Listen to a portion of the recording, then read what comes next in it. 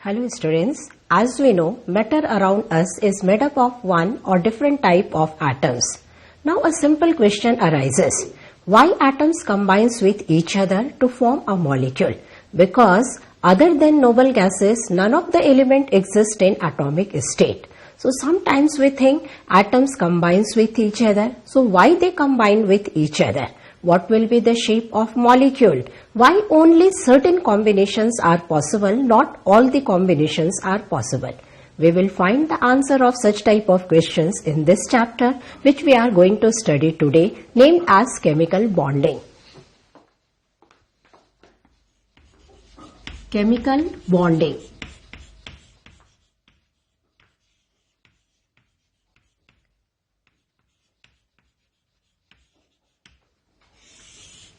First of all, what is chemical bond?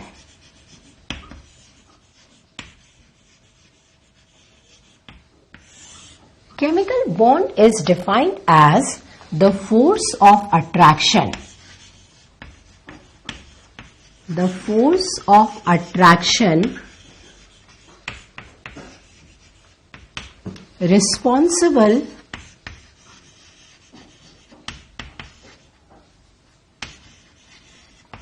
for holding atoms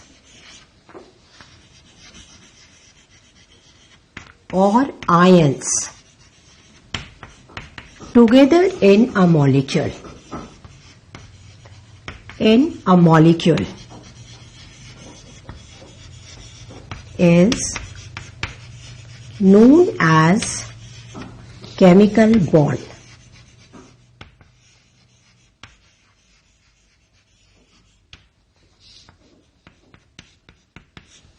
अपनी surrounding में हम बहुत सारे मॉलिक्यूल देखते हैं. The simplest molecule is hydrogen molecule. दो हाइड्रोजन एटम एक जैसे एटम कंबाइन करके डायटोमिक मॉलिक्यूल का फॉर्मेशन कर रहा है. Two similar atoms phosphorus. चार फॉस्फोरस के एटम मिलकर के एक सिंगल मॉलिक्यूल का फॉर्मेशन करते हैं. इट मे बी पॉसिबल दो अलग अलग तरह के एटम आपस में कंबाइन करें एंड मॉलिक्यूल का फॉर्मेशन कर लें. जैसे एक एटम हाइड्रोजन का, एक एटम क्लोरीन का. When they combine with each other, they form a molecule of HCl. It may be possible one of the atom is metal, another atom is non-metal. When these two atoms combine with each other, they form a molecule of NaCl. So see, the force of attraction which is responsible for holding two hydrogen atoms together in a molecule is known as chemical bond. Similarly, the force of attraction which is responsible for holding all the four atoms of phosphorus together is known as chemical bond. Or the force of attraction which is responsible for holding sodium ion and chloride ion together in a molecule is known as chemical bond. Now, we will think why molecular state is formed. Why element exist in molecular state? Why they don't exist in atomic state?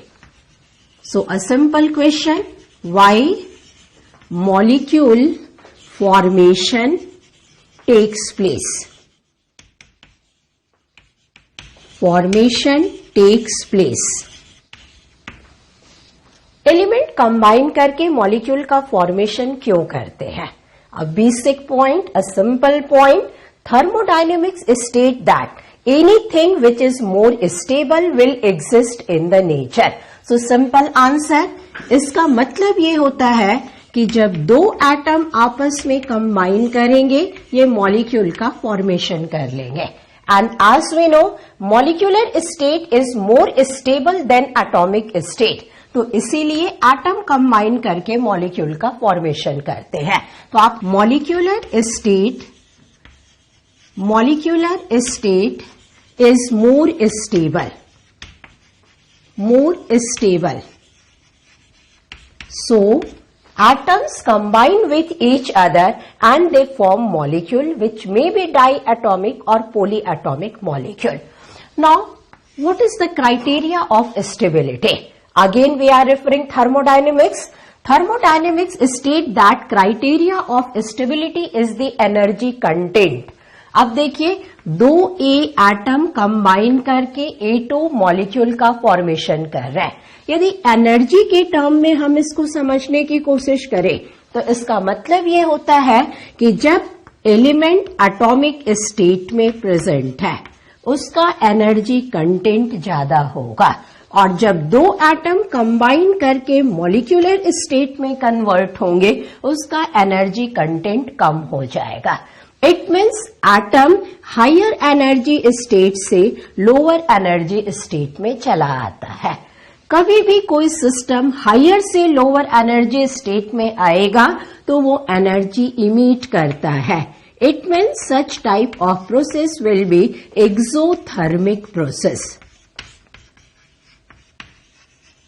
So you always remember bond formation. Bond formation is an exothermic process. Exothermic process. तो हमें एक question का answer मिल गया। Atom combine करके molecule में क्यों convert होते हैं? Because molecular state is more stable than atomic state. And molecular state stable क्यों है? क्योंकि molecular state में सिस्टम का एनर्जी कंटेंट ज्यादा होता है। अब देखिए molecular state में कन्वर्ट होने के लिए एटम को पास आना पड़ेगा, उन्हें एक दूसरे से कंबाइन करना पड़ेगा। कंबाइन करने वाली प्रोसेस एक्सोथर्मिक होना जरूरी है। एंड प्रोसेस एक्सोथर्मिक तभी होगी जब दो पार्टिकल के बीच में अट्रैक्शन एग्जिस्ट करता है। इस एग्जिस्टिंग अट्रैक्शन फोर्स को ही हम बोलते हैं chemical bond.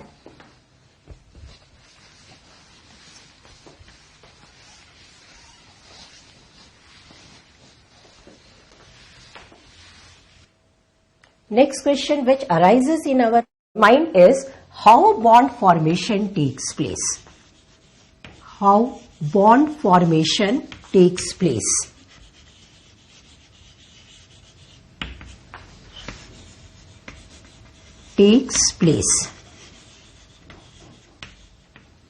Combining species may be similar, may be dissimilar. तो वो कैसे बॉन्ड का फॉर्मेशन करते हैं, वो क्यों बॉन्ड का फॉर्मेशन करते हैं, इसका आंसर हमें मिलता है इलेक्ट्रॉनिक थ्योरी से, और that is octet theory. Octet theory 1916 में लुइस एंड कोसील ने प्रपोज किया था एक इलेक्ट्रॉनिक थ्योरी, उसको बोला गया octet theory. Octet theory states that all elements except hydrogen has the tendency to complete its octet.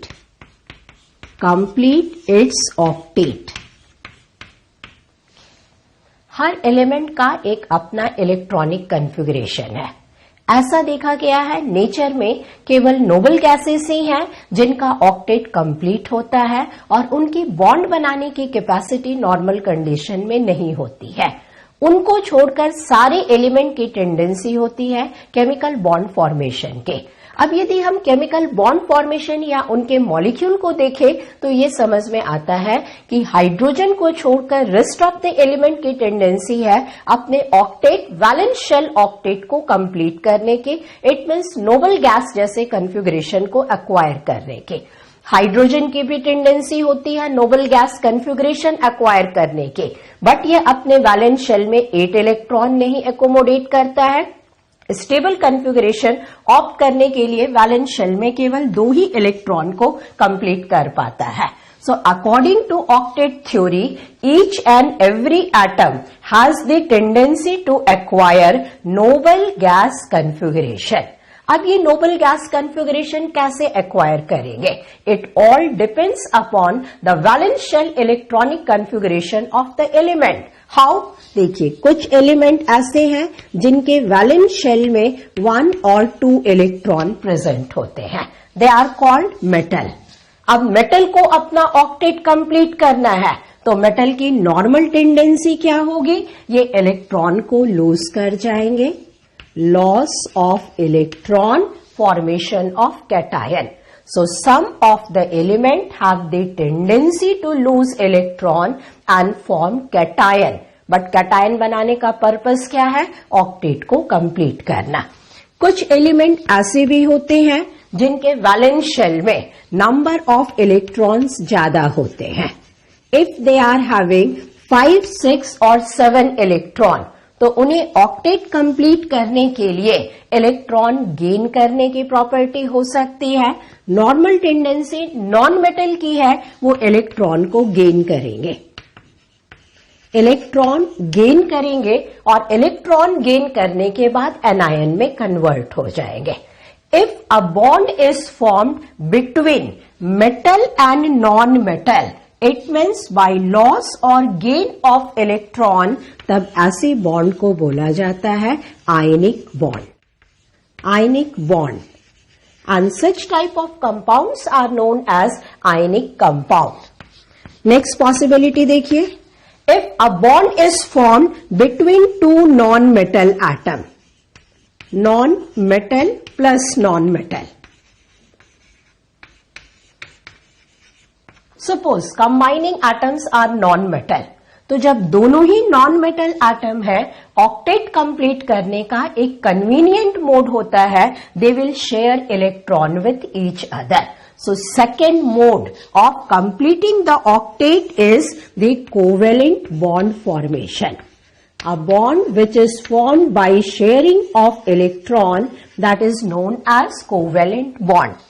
कुछ केसेस ऐसे भी होते हैं जहां पर एटम नॉर्मल इलेक्ट्रॉन शेयरिंग भी करता है एंड पार्शियल इलेक्ट्रॉन की शेयरिंग भी करता है.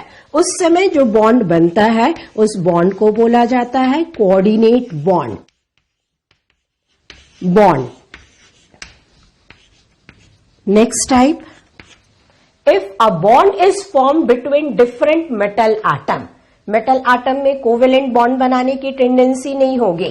मेटल एटम है, सारे मेटल एटम ही है, तो वो आयनिक बॉन्ड का फॉर्मेशन भी नहीं करते हैं. उन केसेस में एक नई तरह के बॉन्ड का फॉर्मेशन होता है जिनको बोला जाता है metallic bond. Metallic bond. Sometimes a force of attraction exist between the molecules of a substance. Molecules के बीच में जो बॉन्ड बनता है उनको हम बोलते हैं inter molecular forces of attraction. Forces of attraction. बने बनाए दो मॉलिक्यूल आपस में कैसे एक दूसरे से अट्रैक्ट होते हैं, this attraction force is called inter molecular forces of attraction. Intermolecular forces of attraction दो तरह का होता है. It may be hydrogen bond और it may be van der Waals forces of attraction. Van der Waals forces of attraction. Attraction.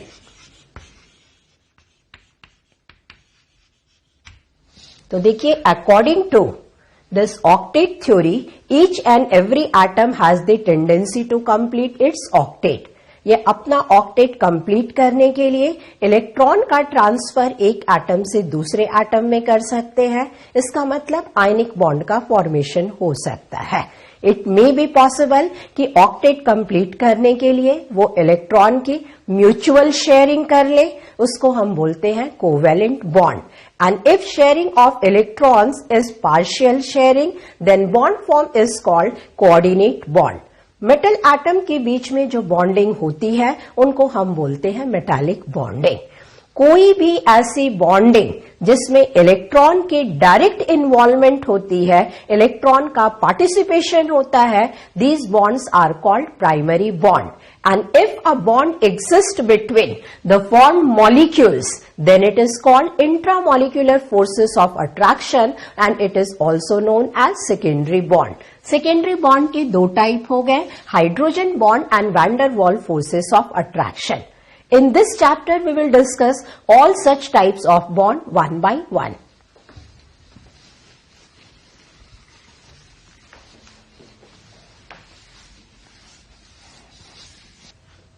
The first type of bond which we are going to discuss here is ionic bond. Ionic bond. Ionic bond is formed between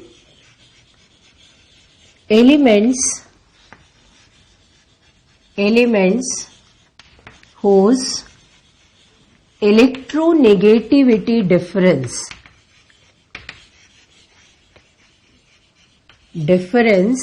is more than 1.9. कोई भी दो ऐसे atom जिनकी electronegativity difference 1.9 से ज्यादा है, उन cases में आयनिक बॉन्ड का फॉर्मेशन होगा. नाउ सी, इलेक्ट्रोनेगेटिविटी डिफरेंस 1.9 से ज्यादा कब हो सकता है? If one of the element is metal and another element is non metal. So आप ये मान के चल सकते हैं कि कंबाइनिंग स्पीसीज में जब एक एलिमेंट मेटल है एंड दूसरा नॉन मेटल है, वो आपस में कंबाइन करेंगे, they will always form ionic bond. Ionic bond formation कैसे होती है? Formation of ionic bond. Ionic bond formation करने के लिए मेटल की नॉर्मल टेंडेंसी है to be converted into cation. तो बॉन्ड फॉर्मेशन को हम लोग 3 स्टेप में कंसीडर कर सकते हैं. पहला स्टेप, मेटल एटम की टेंडेंसी है अपना ऑक्टेट अचीव करने के, एंड ऑक्टेट अचीव करने के लिए ये कैटायन का फॉर्मेशन करेगा, वैलेंस शेल के इलेक्ट्रॉन को लूज कर जाएगा. It means if any metal is having only one electron in the valence shell, it will lose only one electron for the formation of cation. And if it is having 2 electron in the valence shell, तो ये अपने दोनों electron lose कर जाएगा for the formation of cation. Similarly, the another species is non-metal.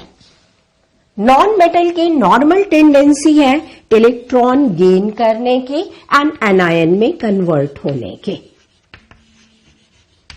सो अपना octet achieve करने के लिए नॉन मेटल अपनी जरूरत के हिसाब से इलेक्ट्रॉन गेन करेंगे, एनायन में कन्वर्ट हो जाएंगे. As we know, cation is positively charged and anion is negatively charged.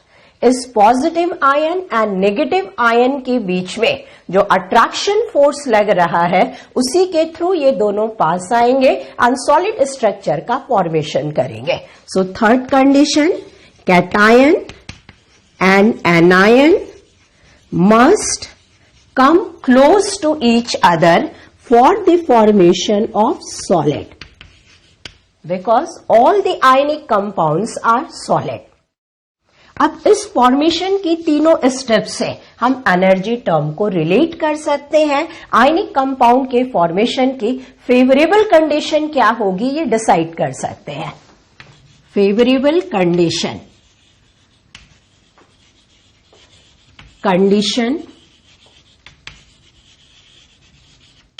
For the formation of ionic compound.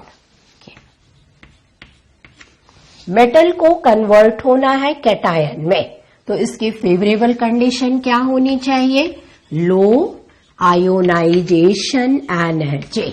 Low ionization energy of metal. जिस मेटल की आयनाइजेशन एनर्जी जितनी कम होगी, वो उतनी आसानी से कैटायन में कन्वर्ट हो जाएगा. Suppose this is a metal of first group, तो ये एक इलेक्ट्रॉन लूज करेगा एंड इजीली कैटायन में कन्वर्ट हो गया. मेटल एटम ने अपना ऑक्टेट अटेन कर लिया है. अब नॉन मेटल के लिए देखते हैं. नॉन मेटल को इलेक्ट्रॉन गेन करना है एंड एनायन में कन्वर्ट होना है. इलेक्ट्रॉन गेन करने की टेंडेंसी ज्यादा होनी चाहिए, तो हम ये कह सकते हैं high electron affinity of non metal, electron affinity of non metal. Non metal की टेंडेंसी होनी चाहिए वो आसानी से इलेक्ट्रॉन एक्सेप्ट करे एंड एनायन में कन्वर्ट हो जाए। थर्ड स्टेप देखिए, कैटायन भी बन गया, एनायन भी बन गया, but these ions are present at infinity, gaseous state में बन रहे हैं, इनफाइनाइट डिस्टेंस पर प्रेजेंट है। पॉजिटिव एंड नेगेटिव चार्जेस के बीच में अट्रैक्शन होगा। Attraction between positive and negative charge is known as electrostatic attraction, and this attraction will be responsible for holding them together in the formation of solid. ये solid structure का formation कर रहा है, तो attraction जितना ज्यादा होगा उतनी आसानी से आयनिक कंपाउंड का फॉर्मेशन हो जाएगा। इस अट्रैक्शन के लिए हम लोग टर्म यूज करेंगे lattice energy. So third favorable condition should be high lattice energy, high lattice energy of ionic compound। तो यदि हम कंडीशन की बात करें तो देखिए हमने क्या कंक्लूड किया, मेटल की आयनाइजेशन एनर्जी कम होनी चाहिए, नॉन मेटल की इलेक्ट्रॉन एफिनिटी ज्यादा होनी चाहिए, lattice energy of compound should be high so that easily solid state का formation हो जाएगा।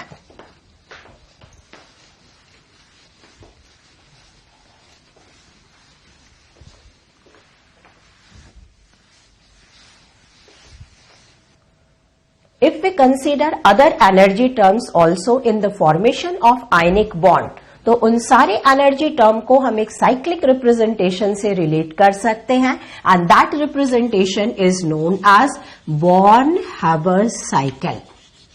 बॉर्न-हैबर साइकिल इस कंपाउंड के, आयनिक कंपाउंड के फॉर्मेशन में कौन कौन से एनर्जी टर्म हैं और उनको आपस में रिलेट करने के लिए जो साइक्लिक रिप्रेजेंटेशन यूज किया जाता है, that is called Born Haber cycle.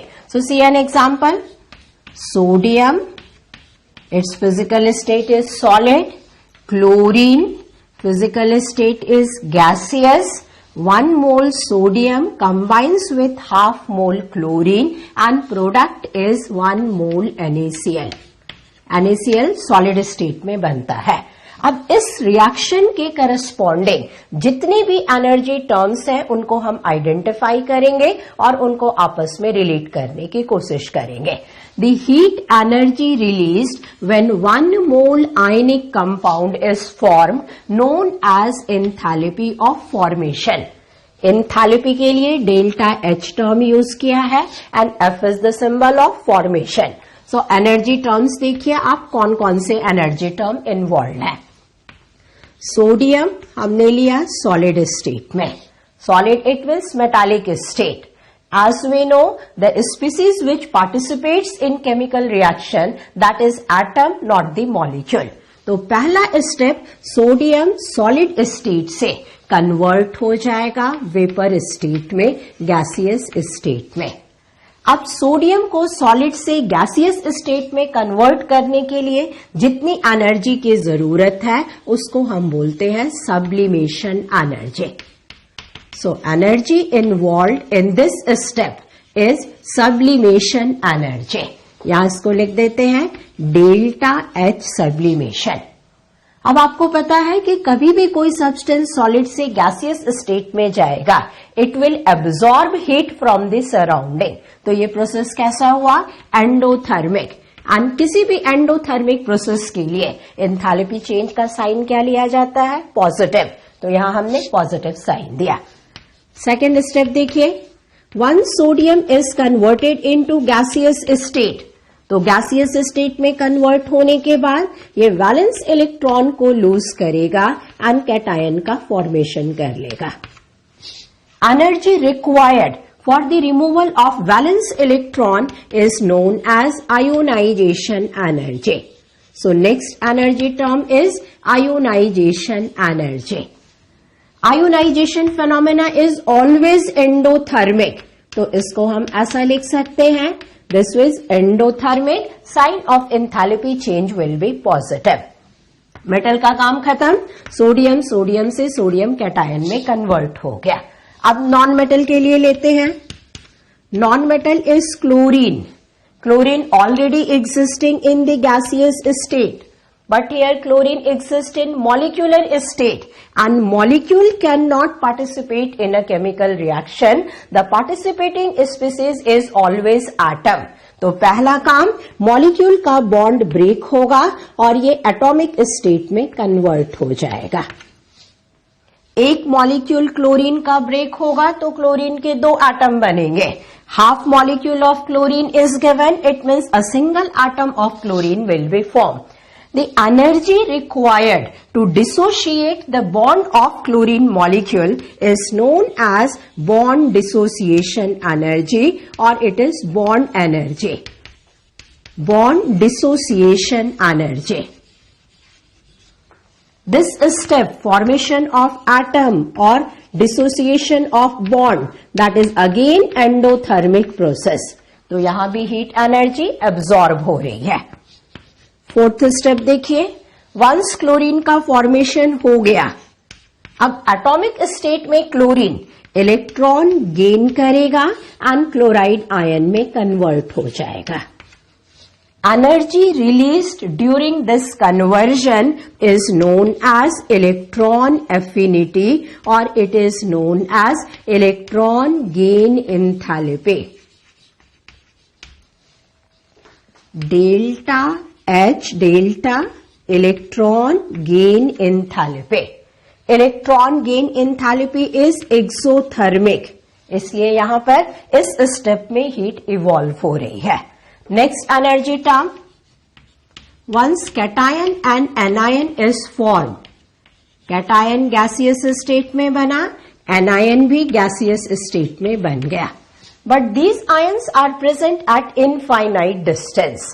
अब इन्फिनिटी से ये अट्रैक्शन के थ्रू पास आना शुरू कर देंगे एंड सॉलिड स्ट्रक्चर में कन्वर्ट हो जाएंगे. Energy released during the attraction is known as lattice energy. Lattice energy. तो इस स्टेप में देखिए एनर्जी रिलीज हो रही है. डेल्टा एच का साइन नेगेटिव लिया हमने. तो किसी भी आयनिक कंपाउंड के फॉर्मेशन में यदि एनर्जी टर्म को रिलेट करना है, हमने देखा sublimation energy endothermic process, ionization energy endothermic process, bond dissociation energy endothermic process, electron affinity is exothermic process and lattice energy is exothermic process. इन सारे स्टेप्स की हीट एनर्जी को ऐड कर दिया जाए तो हमें पता चल जाएगा टोटल कितनी हीट एनर्जी इवॉल्व या एब्जॉर्ब हो रही है. उस हीट एनर्जी को बोलते हैं हीट ऑफ फॉर्मेशन. तो इन सबको ऐड कर दिया जाए, फाइनल इक्वेशन क्या बनेगी? Formation of compound. एंड इस कंपाउंड के फॉर्मेशन में टोटल कितनी हीट एनर्जी इवॉल्व या एब्जॉर्ब हुई, that is sum of different types of energy और enthalpy associated in the phenomena. तो इसको आप ऐसे लिखेंगे, delta H sublimation, delta H ionization, delta H dissociation that is bond energy plus delta electron gain enthalpy plus delta H lattice.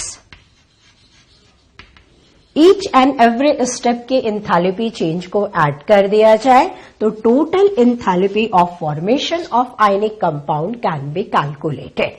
इन्हीं equations को जब हम साइक्लिक फॉर्म में रिप्रेजेंट करते हैं तो उस साइकिल को बोला जाता है बॉर्न हेबर्स साइकिल. जब आप न्यूमेरल वैल्यू को यहां सब्स्टिट्यूट करेंगे, then be very careful. Electron gain enthalpy is exothermic process. तो एंथैल्पी चेंज के साथ नेगेटिव साइन सब्स्टिट्यूट करना होगा.